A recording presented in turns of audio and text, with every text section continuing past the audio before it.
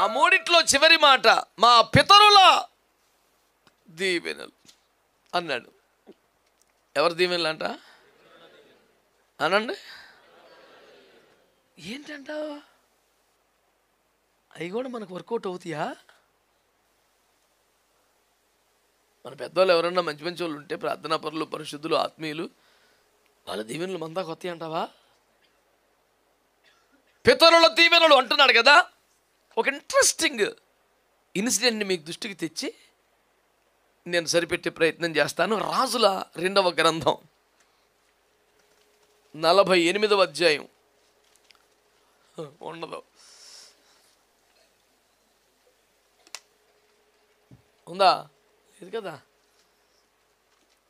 19వ అధ్యాయం. రాజా నేను చెప్పినట్టు చకా చదువు. మొదటి వచనం. హిజ్కియా విని తన బట్టలు చింపుకుని గోనె పట్ట కట్టుకుని యెహోవా మందిరమునకు పోయి గృహ నిర్వాహకుడగు ఎల్యాకీమును శాస్త్రి. 14వ వచనం. హిజ్కియా దూతల చేతిలో నుండి ఆ ఉత్తరము తీసుకొని చదివి యెహోవా మందిరంలోనికి పోయి యెహోవా సన్నిధిని దాన్ని విప్పి పరచి యెహోవా సన్నిధిని ఇట్లని ప్రార్థన చేసెను. స్తోత్రం చెప్పండి. ఒక భయంకరమైన సమస్య దేశం మీదకి వచ్చింది. తలలు పైకెత్తి నా ముఖం చూస్తే ఒక మొక్క మనవి చేసుకుంటాను, బైబిల్ తర్వాత చదువుకుందరు కానీ తీరుబాటుగా. ఫీలారా, ఈ హిజ్కియా చిన్న చితక మనిషి కాదు, ఒక దేశానికి రాజుగారు. కాకపోతే భక్తి కలిగినోడు. దేవుని సన్నిధిలో దీనుడై మోకాళ్ళెందుబడి సాష్టాంగపడి దండం పెట్టి ఏడుస్తున్నాడు కాబట్టి అమాయకుడు అనుకునేవు. అది వారి భక్తి, అది వారి భక్తి, అది వారి దీనత్వం, సాత్వికం, వినయ మనస్కు. అంతేగాని చేతకాంతనంగానో అడేవాడు అమాయకుడు అనుకునేవు. హిజ్కియా దేవుని సన్నిధిలో మోకాళ్ళ మీద పడి కన్నీరు గార్చి ప్రార్థన చేశాడంట. శత్రురాజులు దేశాన్ని కించపరుస్తూ అవమానపరుస్తూ దేశ ప్రజలు భయభ్రాంతులు చేస్తూ విడుదల చేసిన పత్రిక ప్రకటన పట్టుకొచ్చి చర్చిలో పెట్టి చంటి పిల్లాడు చూడు మా మీడి తిడుతున్నాడు అని చెప్పినట్టుగా ఆ లెటర్ చదివి చూడయ్య ఎంత మాట్లాడు చూడని చిన్నపిల్లడు ఉత్తరం అంతా విప్పి పరిచి చదివి ఏడిచి ప్రార్థన చేశాడంట. యాజకుల్ని పిలిపించాడంట, పెద్ద పెద్ద వాళ్ళు కదా, హెచ్చుగా ప్రార్థన చేయండి పరిస్థితులు మారిపోతారని అందరిని ఎంకరేజ్ చేశాడు. ఈ తీవ్రమైన ప్రార్థనా పరుల సహకారం తీసుకున్నాడు. హెచ్చుగా ప్రార్థన చేయమని పురమాయించాడు. దేవుని మందిరానికి వచ్చాడు. తనతో పాటు మంది బలం వేసుకెళ్ళాడు. శత్రు మాటలని విప్పి పరిచి చదివి ప్రార్థన చేశాడు. తగ్గించుకొని కోని పట్టు కట్టుకున్నాడు, బట్టలు చింపుకున్నాడు, కన్నీరు గార్చి ప్రార్థన చేశాడు, ఉపవాసాన్ని ప్రార్థన చేశాడు. ఇంత తీవ్రమైన ప్రార్థనల ఫలితంగా దేవుడు కృప చూపాడు. మీ దేశాన్ని కబ్జా చేస్తాం, కబలించేస్తాం, చంపేస్తాం, లొంగిపోతే ఓకే, తిరగబడి చేస్తే చంపేస్తాం, తేడా వస్తే బానిసలకు పట్టుకుపోతాం, అసలు ఈ దేశం మీ దేశం కాదు మా దేశమే అని ప్రగల్భాలు పలికి డైరెక్ట్గా ప్రజల్లోనికి ఆ వార్తలు పంపించి మీ రాజుకు కానీ మీ దేవుడికి కానీ మా చేతిలో విడిపించే సత్తా లేదు, ఆడి మాటలు మనం మోసపోకుండా అయిపోయారంతే అని బెదరగొట్టి దేశ ప్రజల మనోధైర్యాన్ని దెబ్బకొట్టేసి మొత్తాన్ని కలిపేసుకునే బీభత్సంగా చేసేసాడు. ఇప్పుడు నీ చెప్పిందంతా అందులో ఉందంటావమ్మా? కనపడిందా? పుని చదివేసుకో. ఎంత ప్రేమ వచ్చేసింది అధ్యాయం మీద ఇప్పుడు అర్ధాంతరంగా. మరి చెప్తున్నాం కదా, నిజమేనంట వీడు చెప్పింది ఎంత ఉందా లేదా?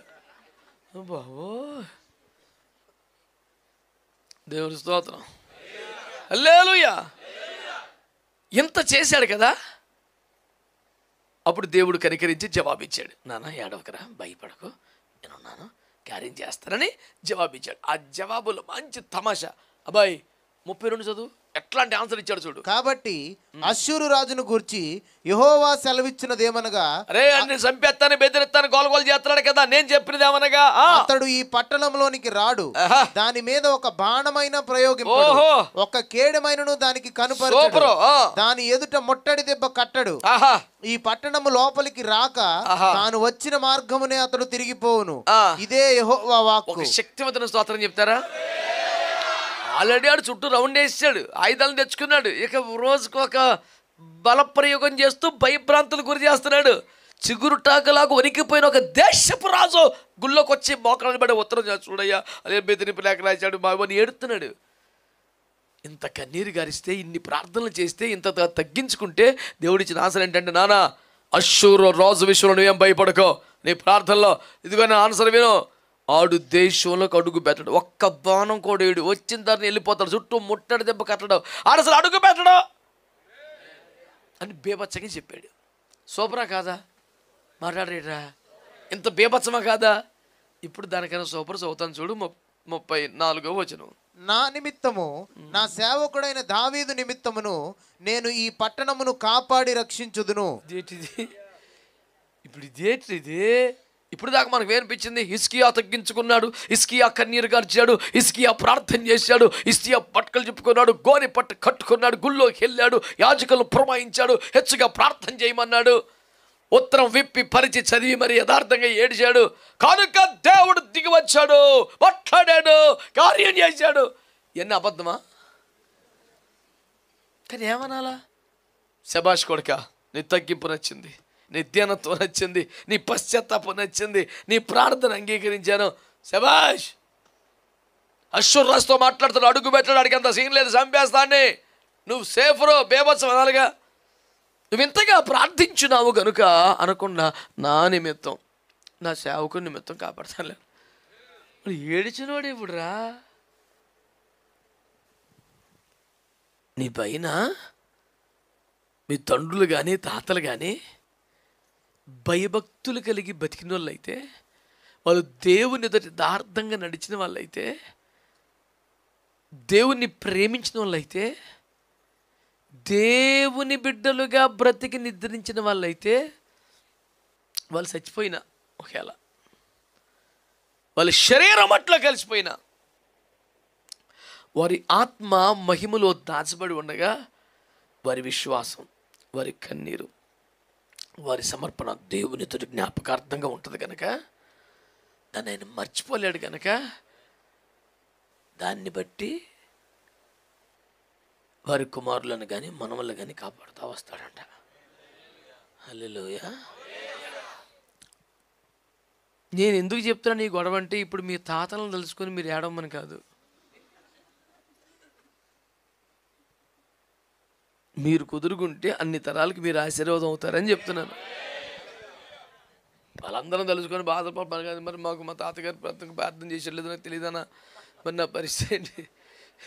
మనందరి పక్షంగా హెచ్చమని లేచిలో వేడిచాడు, గొడవలేదు, దాని గురించి ఏం కాదంటలేదు. ఎప్పుడు తండ్రి పక్షంగా కుడి పక్షంగా ప్రార్థన చేస్తున్నారు.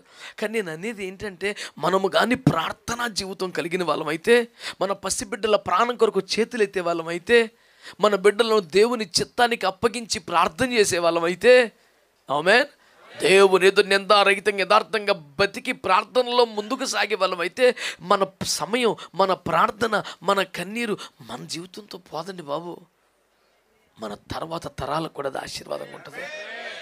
హల్లెలూయా. మీ పితరుల దేవుడు దీవెనలు. అది మేకలకు మంచి మేత వేసేవాడు, ఆవులకి కుడిచిపెట్టేవాడు అంట. వాటి మీదే మన తరాలని బతికేస్తాయా?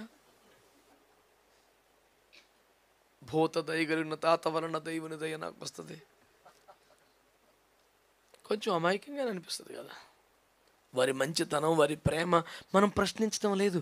తరములకు ఆశీర్వాదకరంగా మారగలిగినవి అంతేనా? దేవుని సంతోషపరిచే భక్తి వాళ్ళు చేసి ఉండాలి కదా.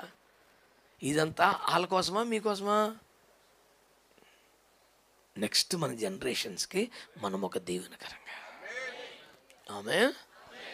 మన తండ్రులు తాతలు ప్రార్థించిన వాళ్ళైతే, వాళ్ళు దేవునితో నడిచిన వాళ్ళైతే, దేవుని చిత్తము కొరకు తిప్పలు పడిన వారైతే, దేవుని సంతోషపరిచే ప్రయత్నం చేసిన భక్తి పరులైతే, వారి దీవెన ఖచ్చితంగా జీవితం మీదకి ఉంటుంది.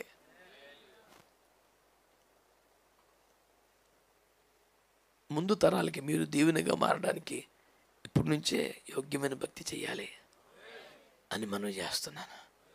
హల్లెలూయా, హల్లెలూయా. నీ తండ్రి దీవెనలు అన్నాడు. అనండి ఏమిటట? కొడుకులు కూతుర్లు వినండి. గుళ్ళోకి వచ్చి ఏడ్చేసి ప్రార్థన చేసేసి, ప్రభా దీవించు ప్రభా, ఆశీర్వదించు ప్రభా, హల్లెలూయా అని గుండెలు బాగా తెచ్చుకుంటున్నావు. బాగానే ఉంది. ఇక్కడ నువ్వే ఎడుతున్నావు, ఇంటికి వెళ్ళాక కాళ్ళని ఏడిపోతున్నావు. నువ్వేం కొడుకురా? అంటే తల్లిదండ్రులను దుఃఖపెట్టి, బాధపెట్టి, కష్టపెట్టి, పొగరుబోతుగా, రెక్లెస్గా బతి గుళ్ళోకి వచ్చేసి పాపిని ప్రభు కరుణించు ప్రభుని ఇక్కడ ఏడిచేస్తే అంటే అక్కడ వాళ్ళకి సారీ చెప్పాల్సి కూడా గుళ్ళని చెప్తాడు వీడు. ఎందుకంటే అమ్మ దగ్గర నాన్న దగ్గర తప్పు అయిపోయింది సారీ అంటాం కూడా నామూషుడికి.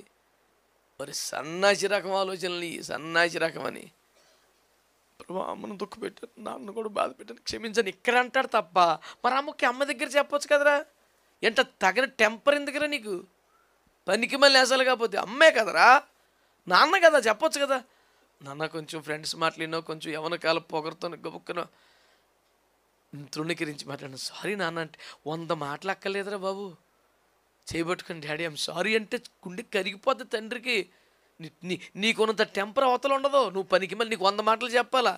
అక్కడ తండ్రులు తల్లులు ఈ తరాన్ని ఉద్దేశించి నేను చాలా సీరియస్గా చెప్తున్నాను ఈ విషయం. నీ తండ్రి దీవెనలు, నీ తల్లి దీవెనలు నీకు అవసరం. అడ్డగోలుగా బతికి చెలరేగిపోయి పనికి మళ్ళీ వేసేసి పొగరు పట్టిన ప్రవర్తి నిన్ను అడగకూడదు, నిన్ను ప్రశ్నించకూడదు, నీకేం చెప్పకూడదు. అంతా నీ ఇష్టం. అడ్డగోలుగా చెలరేగిపోయి గుళ్ళోకి వచ్చి మాత్రం పాపిని యేసు ప్రభు ముందు అక్కడికి వెళ్ళాడు. అభిమేలకు డైరెక్ట్గా దేవుడు కాళ్ళు అట్టేసుకున్నాడు. క్షమించంటే అదివేసాలు ఎక్కువ నువ్వు అని బాధ పెట్టావు. అబ్రాం దగ్గరికి వెళ్ళి సారీ చెప్పు, ముందు ఇక్కడికి వచ్చేస్తాం కాదు, నేరుగా నువ్వే దొరికావు కదా ప్రభు నన్ను నువ్వు ముందు వెళ్ళి అక్కడ సెట్ చేసుకుని రా అని భార్యను ఎత్తుకొచ్చేసి ఆయన కష్టం కలిగజేసి నా దగ్గరకు సారీ చెప్తే వింటారు. నువ్వు వెళ్ళు ముందు అక్కడికి వెళ్ళు. తండ్రి పరలోకమునకును నీకును విరోధంగా పాపం చేశాను. పరలోకానికి మాత్రమే కాదు తండ్రికి విరోధంగా చేసావు, నువ్వు అమ్మకు విరోధంగా మాట్లాడావు, వాళ్ళని దుఃఖపెట్టావు, కష్టపెట్టావు. కానీ పరలోకానికే చెప్తే అవదా సారీ, ఎక్కడ కూడా చెప్పాలా. ఈ తరం అందరు కూరగాయలు అమ్మాయిలు అందరికీ చెప్తున్నాడు, పిచ్చేసాలు అయిపోకండి. నేను చెప్తున్నాను, మీరు దేవుని బిడ్డలు అయితే మిగతా ప్రపంచానికి చెప్పేంత అవసరం కానీ అవకాశం కానీ అధికారం కానీ ఏమీ నాకు లేవు. దేవుని బిడ్డలు అయితే సంఘ బిడ్డలు అయితే వాళ్ళకి మటుకు చెప్తున్నాను నేను. దేవుని దీవెనలు ఇంత సుదీర్ఘంగా ధ్యానం చేశాం కదా. నీ తండ్రి దీవెన, నీ తల్లి దీవెన నీకు అవసరం. వాళ్ళని ఏడిపించి బాధ పెట్టి వాళ్ళ ప్రాణం విరక్తి వచ్చేలా చేసి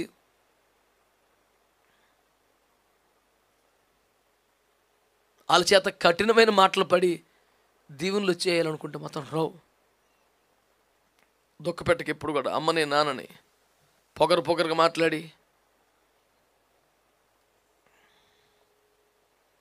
వీళ్ళకి కానీ 10 మాటలు వచ్చినాయనుకో, ఇక ఎంత పొగరో. ఇప్పుడు 10 మాటలు వస్తా కారణం ఎవరో? నీకు ఆ పాటి చదువు చెప్పించింది ఎవరో? నిన్ను అక్కడ దాకా తీసుకొచ్చింది ఎవరో?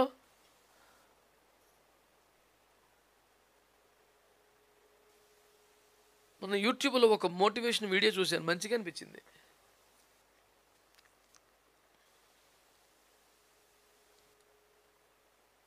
పది మంది పిల్లల్ని ఒక్క తల్లి కష్టపడి పెంచిందంట. పెంచాక 10 మంది పిల్లలు కలిసి ఒక తల్లిని చూడలేకపోతున్నారట.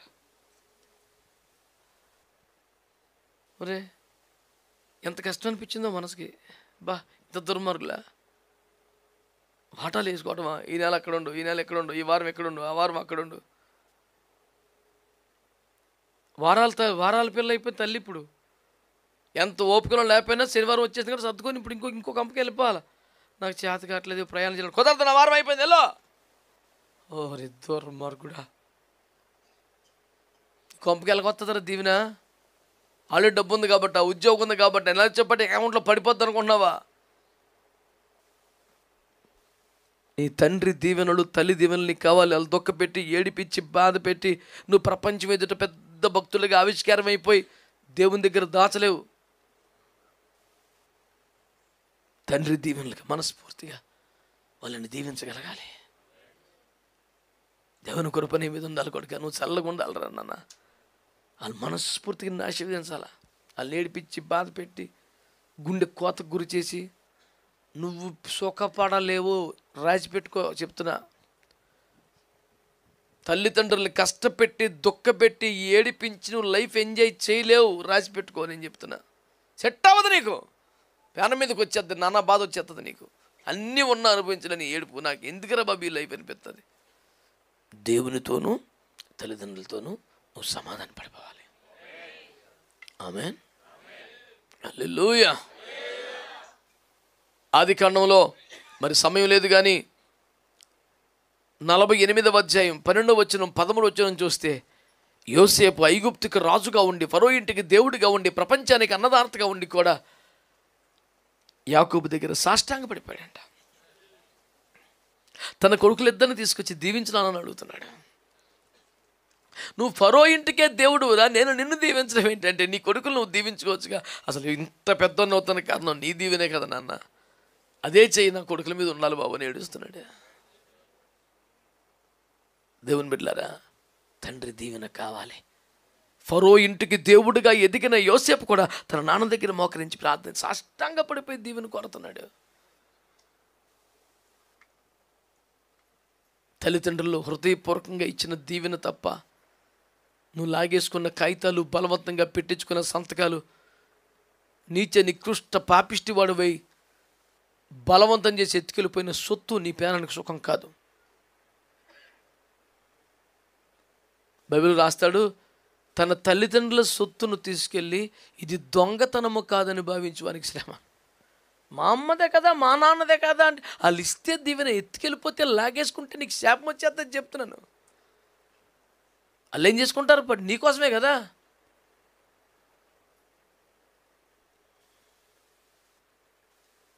తండ్రి దగ్గర మోకరిస్తే, తండ్రి దగ్గర సాక్ష్యాన్ని పడితే, తండ్రిని గణపరిస్తే, తండ్రిని గౌరవిస్తే కదా మనస్ఫూర్తిగా దీవించాడు.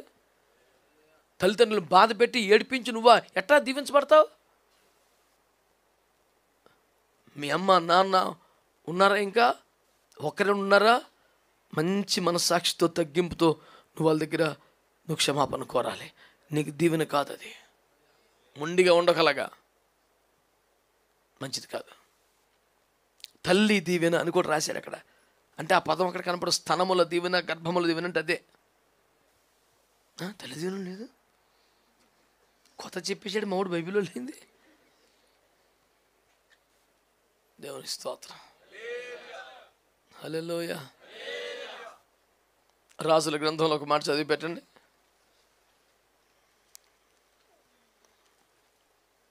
మొదటి రాజులు 2వ అధ్యాయం 19-20 వచనాలు.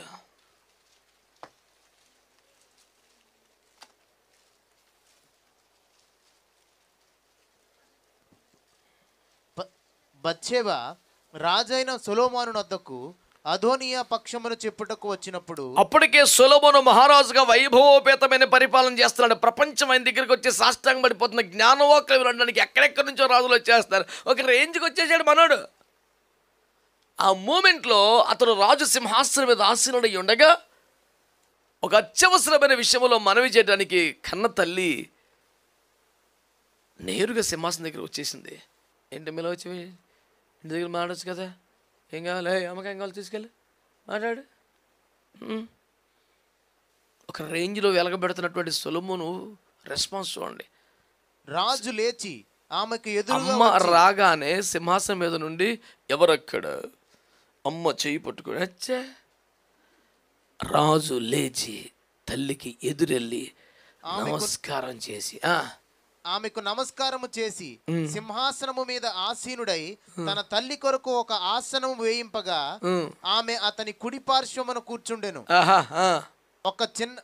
ఒక చిన్న మనవి చేయగోరుచున్నాను, నా మాట తోసివేయకమని ఆమె చెప్పగా రాజు, నా తల్లి చెప్పుము, నీ మాట త్రోసివేయుదునా? అది బాగుపడతా కారణం ఏంటండి? అది ఎంత ఏడ్చి ఎన్ని మొక్కులు మొక్కుకొనింది. జరిగిన ఘోరం ప్రపంచానికి తెలిసిందే కదా.